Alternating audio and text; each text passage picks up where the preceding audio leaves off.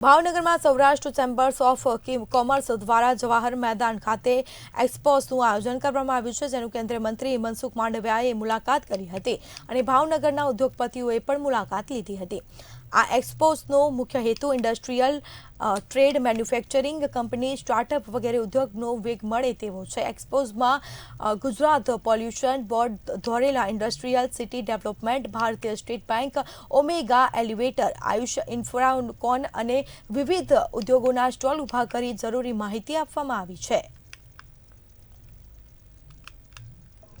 આજે એક્સપોની અંદર ભાવનગરની અંદર ટ્રેડિશનલ ઇન્ડસ્ટ્રીઝ, એમના એક્સપોર્ટની સ્થિતિ, એમના પ્રોડક્શનની સ્થિતિ વગેરે અહીંયા સમગ્ર ભાવનગરના લોકો જોઈ રહ્યા છે। આ એક બહુ સારી પરંપરા છે। આ પ્રકારની વ્યવસ્થાથી ઇન્ડસ્ટ્રીયલ ઇન્ટરનલ કન્સલ્ટેશન થાય છે, વિઝન તૈયાર થાય છે, ચેલેન્જોની ચર્ચા થાય છે અને પાથવે તૈયાર કરવા માટે આ પ્રકારના કાર્યક્રમો એ બહુ આવશ્યક હોય છે।